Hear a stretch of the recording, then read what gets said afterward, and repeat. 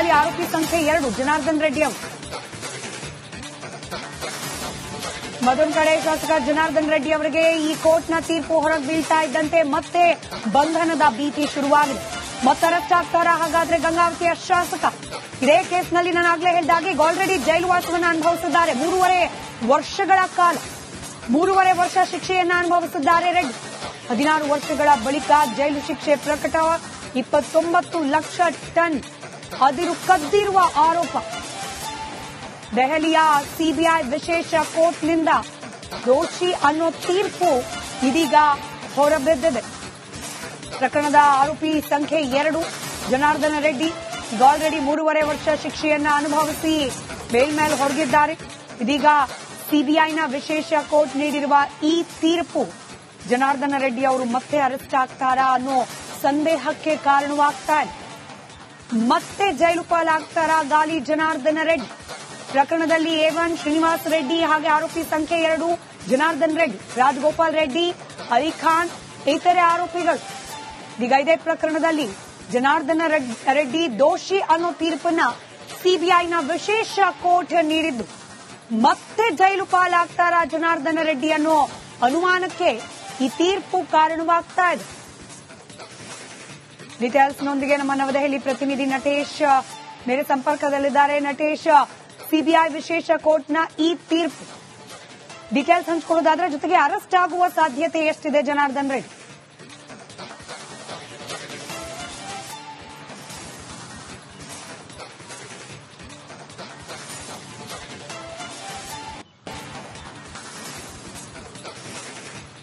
ಸ್ಮಿತಾ, ಪ್ರಮುಖವಾಗಿ ಏನು ಹೋಬಳಾಪುರಂ ಗಣಿಗಾರಿಕೆಗೆ ಸಂಬಂಧಪಟ್ಟಂತೆ ಇಂದು ಸಿಬಿಐ ಕೋರ್ಟ್ ಏನಿದೆ, ಇದು ಸಿಬಿಐ ವಿಶೇಷ ನ್ಯಾಯಾಲಯ ಇಂದು ಜನಾರ್ದನ ರೆಡ್ಡಿ ಅವರ ವಿರುದ್ಧ ತೀರ್ಪನ್ನ ಕೊಟ್ಟಿರ್ತಕ್ಕಂಥದ್ದು ಸದ್ಯಕ್ಕೆ ಈಗ ಬಹಳ ದೊಡ್ಡ ಹಿನ್ನಡೆ ಅಂತ ಹೇಳಲಾಗ್ತಾ ಇದೆ. ಈಗಾಗಲೇ ಕಳೆದ ಬಾರಿ ಕೂಡ ಜೈಲುವಾಸವನ್ನ ಅನುಭವಿಸಿದ್ದಂತಹ ಏನು ಜನಾರ್ದನ ರೆಡ್ಡಿ ಏನಿದ್ದಾರೆ, ಈಗಲೂ ಕೂಡ ಬಂಧನದ ಬೀದಿ ಎದುರಾಗುವಂತಹ ಸಾಧ್ಯತೆಗಳು ಕೂಡ ಇರ್ತಕ್ಕಂಥದ್ದು. ಯಾಕಂದ್ರೆ ಬಹಳ ಪ್ರಮುಖವಾಗಿ ಈ ಒಂದು ಹಗರಣಕ್ಕೆ ಸಂಬಂಧಪಟ್ಟಂತೆ ಈಗಾಗಲೇ ಜೈಲುವಾಸವನ್ನ ಅನುಭವಿಸಿದ್ರು. ಏನು ಸಂಪೂರ್ಣವಾಗಿ ಸಿಬಿಐಗೆ ಈ ಒಂದು ಕೇಸನ್ನ ಹ್ಯಾಂಡ್ ಓವರ್ ಮಾಡಲಾಗಿತ್ತು. ಸಿಬಿಐ ವಿಶೇಷ ನ್ಯಾಯಾಲಯದಲ್ಲಿ ಇಂದು ಕೂಡ ಏನು ಸಾಕಷ್ಟು ವಿಚಾರಣೆ ನಡೆದು ಇಂದಿಗೆ ತೀರ್ಪನ್ನ ಕಾಯ್ದಿರಿಸಲಾಗಿತ್ತು. ಪ್ರಮುಖವಾಗಿ ಈ ತೀರ್ಪು ಬಹಳ ದೊಡ್ಡ ಮಟ್ಟದ ಹಿನ್ನಡೆಯನ್ನ ಜನಾರ್ದನ ರೆಡ್ಡಿ ಅವರಿಗೆ ತಂದುಕೊಟ್ಟಿದೆ ಎನ್ನುವಂಥದ್ದು. ಬಹಳ ಪ್ರಮುಖವಾಗಿ ಈಗಾಗಲೇ ಬಂಧನದ ಭೀತಿ ಎದುರಾಗುವಂತಹ ಎಲ್ಲಾ ಸಾಧ್ಯತೆಗಳು ಕೂಡ ದಟ್ಟವಾಗಿರ್ತಕ್ಕಂಥದ್ದು. ಈಗಾಗಲೇ ಸಿಬಿಐ ವಿಶೇಷ ನ್ಯಾಯಾಲಯ ತೀರ್ಪನ್ನ ಕೂಡ ಕೊಟ್ಟಿರ್ತಕ್ಕಂಥದ್ದು. ಮುಂದಿನ ದಿನಗಳಲ್ಲಿ ಇವರಿಗೆ ಸಾಕಷ್ಟು ಸಂಕಷ್ಟ ಎದುರಾಗುವಂತಹ ಸಾಧ್ಯತೆ ಇದೆ. ಒಂದು ಕಡೆ ಏನು ಜೈಲು ಸೇರುವಂತಹ ಸಾಧ್ಯತೆಗಳು ಕೂಡ ಒಂದು ಕಡೆ ಇದ್ರೆ, ಮತ್ತೊಂದು ಕಡೆ ಶಾಸಕ ಸ್ಥಾನದಿಂದ ಅನರ್ಹರಾಗುವಂತಹ ಎಲ್ಲಾ ಸಾಧ್ಯತೆಗಳು ಇದೆ. ಆದ್ರೆ ಶಿಕ್ಷೆ ಪ್ರಕಟ ಆದ ನಂತರದಲ್ಲಿ ಅವರು ಅರ್ಹರಾಗ್ತಾರಾ ಅಥವಾ ಅನರ್ಹರಾಗ್ತಾರಾ ಅನ್ನುವಂಥದ್ದು ಕೂಡ ತಿಳಿಬೇಕಾಗತ್ತೆ. ಜೊತೆಗೆ ಪ್ರಮುಖವಾಗಿ ಈಗ ಶಿಕ್ಷೆ ಎಷ್ಟು ವರ್ಷ ಇವರಿಗೆ ಶಿಕ್ಷೆ ಪ್ರಕಟ ಆಗುತ್ತೆ, ಪ್ರಕಟ ಆದಂತಹ ಸಂದರ್ಭದಲ್ಲಿ ಯಾವ ರೀತಿಯಾದಂತಹ ಏನು ಜಡ್ಜ್ಮೆಂಟ್ ಅನ್ನ ಮುಂದಿನ ದಿನಗಳಲ್ಲಿ ಕೊಡಲಾಗುತ್ತೆ ಎನ್ನುವಂಥದ್ದು. ಯಾಕಂದ್ರೆ ಈಗಾಗಲೇ ಸಂಪೂರ್ಣವಾಗಿ ಜಡ್ಜ್ಮೆಂಟ್ ಅನ್ನ ತಿಳಿಸುವಂತಹ ಕೆಲಸ ಆಗಿಲ್ಲ. ಸಂಪೂರ್ಣವಾದಂತಹ ಜಡ್ಜ್ಮೆಂಟ್ ಬಂದ ನಂತರದಲ್ಲಿ ಈಗಾಗಲೇ ಅಪರಾಧಿ ಅಂತ ಹೇಳಿ ಅವರನ್ನ ಘೋಷಣೆ ಮಾಡಲಾಗಿದೆ. ನಂತರದಲ್ಲಿ ಅವರಿಗೆ ಎಷ್ಟು ವರ್ಷ ಶಿಕ್ಷೆ ಆಗುತ್ತೆ ಎನ್ನುವಂಥದ್ದು ಕೂಡ ಬಹಳ ಪ್ರಮುಖವಾಗುತ್ತೆ. ಇದ ನಂತರದಲ್ಲಿ ಈಗ ಮತ್ತಷ್ಟು ಸಂಕಷ್ಟ ಎದುರಾಗುವಂತಹ ಸಾಧ್ಯತೆ ಇದೆ. ಒಂದು ಕಡೆ ಜೈಲು ಪಾಲಾಗ್ತಾರಾ ಅನ್ನುವಂಥದ್ದು ಪ್ರಶ್ನೆ ಆದ್ರೆ, ಮತ್ತೊಂದು ಕಡೆ ಶಾಸಕ ಸ್ಥಾನದ ಮೇಲೂ ಕೂಡ ಅವರಿಗೆ ಅನರ್ಹತೆ ಭೀತಿ ಉಂಟಾಗಿದೆ. ಇವೆಲ್ಲವೂ ಕೂಡ ಬಹಳಷ್ಟು ಸಂಕಷ್ಟವನ್ನ ಏನು ಜನಾರ್ದನ ರೆಡ್ಡಿ ಅವರಿಗೆ ಎದುರಾಗುವಂತಹ ಸಾಧ್ಯತೆಗಳು ಕೂಡ ಇರ್ತಕ್ಕಂಥದ್ದು. ಸ್ಮಿತಾ, ಕೋರ್ಟ್ ತೀರ್ಪಿನ ಡೀಟೇಲ್ಸ್ ಲಭ್ಯವಾಗ್ತಾ ಇದೆ. ಯಾಕಂದ್ರೆ ಈ ಕೇಸ್ನಲ್ಲಿ ಇನ್ನಷ್ಟು ಮಂದಿ ಆರೋಪಿಗಳಿದ್ರು. ನೋ ಡೌಟ್ ಪ್ರಮುಖವಾಗಿ ಜನಾರ್ದನ್ ರೆಡ್ಡಿ ಅವರು ರಾಜಕೀಯದಲ್ಲಿ ಆಕ್ಟಿವ್ ಇರೋದಕ್ಕೆ ಹಾಗೆ ಹಾಲಿ ಶಾಸಕರಿರೋದಕ್ಕೆ ಅವ್ರ ಬಗ್ಗೆ ಗಮನ ಜಾಸ್ತಿ. ಬಟ್ ಇತರೆ ಆರೋಪಿಗಳ ವಿಚಾರದಲ್ಲೂ ಕೂಡ ಕೋರ್ಟ್ ತೀರ್ಪು ನೀಡಿದ್ಯಾ ಹೇಗೆ, ಹಾಗೆ ಶಿಕ್ಷೆ ಪ್ರಮಾಣ ಯಾವಾಗ ಪ್ರಕಟ ಆಗಬಹುದು ಅಂತ ಹೇಳಿ ನಟೇಶ್?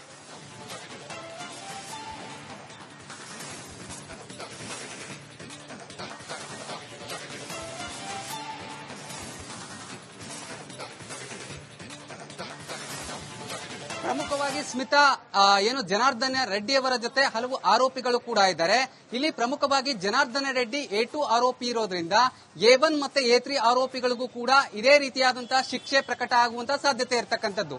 ಆದ್ರೆ ಪ್ರಮುಖವಾಗಿ ಇಲ್ಲಿ ಜನಾರ್ದನ ರೆಡ್ಡಿ ಅವರನ್ನೇ ಹೆಚ್ಚು ಫೋಕಸ್ ಮಾಡುವಂತಹ ಸಾಧ್ಯತೆಗಳು ಕೂಡ ಇದೆ. ಯಾಕಂದ್ರೆ ಇವರು ರಾಜಕಾರಣಿ ಜೊತೆಗೆ ಪ್ರಮುಖವಾಗಿ ಬಿಸ್ನೆಸ್ ಮ್ಯಾನ್ ಕೂಡ ಆಗಿದ್ರು. ಆದ್ರೆ ಕಳೆದ ಬಾರಿ ಇವರನ್ನ ಏನು ಜೈಲು ಪಾಲಾಗಿದ್ರು ಆ ಸಂದರ್ಭದಲ್ಲೂ ಕೂಡ ಸಾಕಷ್ಟು ವಿಚಾರಣೆ ಆಗಿತ್ತು, ಸಾಕಷ್ಟು ರಿಸ್ಟ್ರಿಕ್ಷನ್ ಅನ್ನ ಏನು ಕೋರ್ಟ್ ನೀಡಿತ್ತು. ಆ ನಂತರದಲ್ಲಿ ಇವರು ಬಳ್ಳಾರಿಗೆ ತೆರಳಬಾರದಾಗಿತ್ತು, ಜೊತೆಗೆ ಯಾವುದೇ ರಾಜಕೀಯ ಚಟುವಟಿಕೆಗಳಲ್ಲೂ ಕೂಡ ಭಾಗಿಯಾಗಬಾರದು ಎನ್ನುವಂತಹ ತೀರ್ಪನ್ನ ಕೂಡ ಕೊಟ್ಟಿತ್ತು. ಹಾಗಾಗಿ ಹಲವು ರಿಸ್ಟ್ರಿಕ್ಷನ್ ಮೇಲೆ ಅವರಿಗೆ ಏನು ಬೇಲನ್ನ ಕೊಟ್ಟಿತ್ತು. ತದನಂತರದಲ್ಲಿ ಇವರು ಕೂಡ ಒಂದಷ್ಟು ದಿನ ಬಳ್ಳಾರಿಗೆ ತೆರಳದೇ ಇದ್ದಂತದ್ದು, ಜೊತೆಗೆ ಪ್ರಮುಖವಾಗಿ ಇವರು ಯಾವುದೇ ರೀತಿಯಾದಂತಹ ರಾಜಕೀಯ ಚಟುವಟಿಕೆಗಳಿಗೆ ಭಾಗಿಯಾಗದೇ ಇದ್ದಂತದ್ದು ಎಲ್ಲವೂ ಕೂಡ ಬಹಳಷ್ಟು ಪ್ರಾಮುಖ್ಯತೆಯನ್ನು ಪಡೆದುಕೊಳ್ಳುತ್ತೆ. ಆದ್ರೆ ಕೋರ್ಟಿನ ತೀರ್ಪೇನಿದೆ ಈಗ ಪ್ರಮುಖವಾಗಿ ಮುಂದಿನ ದಿನಕ್ಕೆ ಮುಂದೂಡ್ತಾರಾ, ಜೊತೆಗೆ ಪ್ರಮುಖವಾಗಿ ಯಾವ ಡೇಟ್ಗೆ ಕೊಡ್ತಾರೆ ಅನ್ನುವಂಥದ್ದನ್ನು ಕೂಡ ಕಾದು ನೋಡಬೇಕಾಗತ್ತೆ. ಆದ್ರೆ ಸದ್ಯಕ್ಕೆ ಇರುವಂತಹ ಮಾಹಿತಿಯ ಪ್ರಕಾರ ಇವರನ್ನ ಅಪರಾಧಿ ಅಂತ ಹೇಳಿ ಘೋಷಣೆ ಮಾಡಿದ್ದಾರೆ. ಆದ್ರೆ ಮುಂದಿನ ದಿನಗಳಲ್ಲಿ ಮುಂದಿನ ನಿರ್ಧಾರ ಏನು ಅನ್ನುವಂಥದ್ದನ್ನ ಕಾಯ್ದಿರಿಸಿರುವಂತದ್ದು ಪ್ರಮುಖವಾಗಿ. ಆದ್ರೆ ಮುಂದಿನ ನಿರ್ಧಾರ ಬರುವ ತನಕ ಇವರು ಯಾವ ರೀತಿಯಾದಂತಹ ಮುಂದಿನ ದಿನಗಳಲ್ಲಿ ಕಾನೂನು ಹೋರಾಟವನ್ನ ಮುಂದುವರಿಸ್ತಾರೆ ಎನ್ನುವಂಥದ್ದು ಕೂಡ ಬಹಳಷ್ಟು ಕುತೂಹಲವನ್ನ ಮೂಡಿಸಿರ್ತಕ್ಕಂಥದ್ದು. ಸ್ಮಿತಾ, ಬಳ್ಳಾರಿಯ ರಾಜಕೀಯ ವ್ಯವಸ್ಥೆಯನ್ನೇ ಬುಡುಮೇಲ್ ಮಾಡಿದಂತಹ ಪ್ರಕರಣ ಇದು.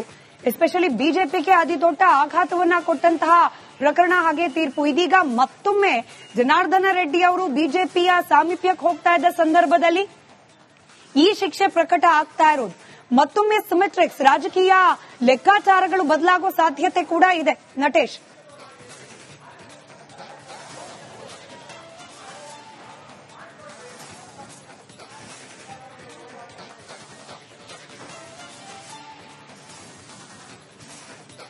ಸ್ಮಿತಾ, ಎಸ್, ತಾವು ಹೇಳಿದಾಗೆ ಈಗಾಗಲೇ ಏನು ಬಿಜೆಪಿಯನ್ನ ಮತ್ತೆ ಸೇರಿಕೊಳ್ಳುವಂತಹ ಕೆಲಸವನ್ನ ಮಾಡಿದ್ರು, ಮತ್ತೆ ಬಿಜೆಪಿಯಲ್ಲಿ ತಮ್ಮ ರಾಜಕೀಯ ಭವಿಷ್ಯವನ್ನ ಕಂಡುಕೊಳ್ಳಲಿಕ್ಕೆ ಮುಂದಾಗಿದ್ರು ಜನಾರ್ದನ್ ರೆಡ್ಡಿ ಅವರು.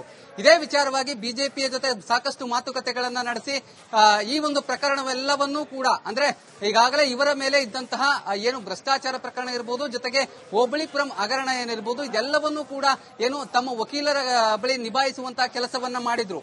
ಆದ್ರೆ ಇಂದಿನ ತೀರ್ಪು ಏನಿದೆ ಇವರ ರಾಜಕೀಯ ಭವಿಷ್ಯದ ಮೇಲೆ ದೊಡ್ಡ ಮಟ್ಟದ ಒಂದು ಕಪ್ಪು ಚುಕ್ಕೆ ಅಂತ ಹೇಳಲಾಗ್ತಾ ಇದೆ.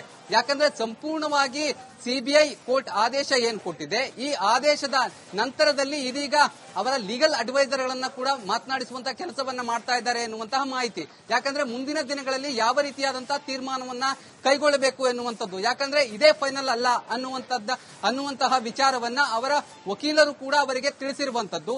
ಹಾಗಾಗಿ ಮುಂದಿನ ನಡೆ ಏನು ಅನ್ನುವಂಥದ್ದು ಬಹಳಷ್ಟು ಕುತೂಹಲ ಇದೆ. ಇದೆಲ್ಲದರ ಜೊತೆಗೆ ಇವರ ರಾಜಕೀಯ ಭವಿಷ್ಯ ಅಂದ್ರೆ ಈಗ ಏನು ಶಿಕ್ಷೆ ಆದಂತಹ ಸಂದರ್ಭದಲ್ಲಿ ಇವರು 3 ವರ್ಷಗಳಿಗೂ ಹೆಚ್ಚು ಕಾಲ ಅನರ್ಹರಾಗುವಂತಹ ಸಾಧ್ಯತೆಗಳು ಕೂಡ ಇರ್ತಕ್ಕಂಥದ್ದು. ಹಾಗಾಗಿ ಅನರ್ಹತೆ ಆದಂತಹ ಸಂದರ್ಭದಲ್ಲಿ ಇವರ ರಾಜಕೀಯ ಭವಿಷ್ಯ ಅಂತ್ಯ ಆಗುವುದಂತೂ ಖಂಡಿತ. ಯಾಕಂದ್ರೆ ಈಗಾಗಲೇ ಒಂದು ಬಾರಿ ಏನು ರಾಜಕೀಯದಿಂದ ಹೊರಗಿದ್ದಂತಹ ಸಂದರ್ಭದಲ್ಲಿ ಇವರನ್ನ ಪ್ರಮುಖವಾಗಿ ಬಿಜೆಪಿಯಲ್ಲೂ ಕೂಡ ಸಾಕಷ್ಟು ಟೀಕೆ ಟಿಪ್ಪಣಿಗಳಿದ್ವು, ಹಾಗನೇ ವಿರೋಧ ಪಕ್ಷಗಳು ಕೂಡ ಟೀಕೆ ಟಿಪ್ಪಣಿಯನ್ನ ಮಾಡಿದ್ವು. ತದನಂತರದಲ್ಲಿ ಇವರು ಕೂಡ ಎಲ್ಲವನ್ನ ಸಹಿಸಿಕೊಂಡು ತಾವು ಬಳ್ಳಾರಿಯನ್ನು ಬಿಟ್ಟು ಬೇರೆ ಕಡೆ ಇದ್ರು. ಆದ್ರೆ ನಂತರದಲ್ಲಿ ಆದಂತಹ ಬೆಳವಣಿಗೆಗಳು ಸಾಕಷ್ಟು ಏನು ಬಿಜೆಪಿಗೆ ಸೇರಿದಂತಹ ಸಂದರ್ಭದಲ್ಲಿ ಅವರ ಮೇಲೆ ಆರೋಪಗಳು ಬಂತು. ಬಿಜೆಪಿಯ ಮೇಲೂ ನೇರವಾಗಿ ಕಾಂಗ್ರೆಸ್ಸಿಗರು ಆರೋಪ ಮಾಡಿದ್ರು. ಅದೆಲ್ಲವನ್ನ ಹೊರತುಪಡಿಸಿ ಮತ್ತೆ ಬಿಜೆಪಿಯನ್ನ ಸೇರಿ ಬಿಜೆಪಿಗೆ ಸಪೋರ್ಟ್ ಮಾಡುವಂತಹ ಕೆಲಸವನ್ನ ಮಾಡಿದ್ರು. ನಾನು ಮತ್ತೆ ರಾಜಕೀಯವಾಗಿ ಬೆಳೀತೇನೆ ಎನ್ನುವಂತಹ ಮಾತನ್ನ ಕೂಡ ಜನಾರ್ದನ್ ರೆಡ್ಡಿ ಅವರು ಹೇಳಿದ್ರು. ಆದ್ರೆ ಇಂದಿನ ತೀರ್ಪೇನಿದೆ ಇದು ರಾಜಕೀಯವಾಗಿ ಬಹಳಷ್ಟು ದೊಡ್ಡ ಮಟ್ಟದ ಹೊಡೆತ ಅಂತ ಹೇಳಲಾಗ್ತಾ ಇದೆ. ಸ್ಮಿತಾ, ಸಂಪರ್ಕದಲ್ಲಿರಿ. ನಟೇಶ್, ಅಕ್ರಮ ಗಣಿಗಾರಿಕೆ ಕೇಸ್ನಲ್ಲಿ ಮತ್ತೆ ಜೈಲು ಪಾಲಾಗ್ತಾರಾ ಜನಾರ್ದನ ರೆಡ್ಡಿ? ಹೈದರಾಬಾದ್ನ ನಾಂಪಲ್ಲಿ ಕೋರ್ಟ್ನಿಂದ ಈ ಬಗ್ಗೆ ತೀರ್ಪು.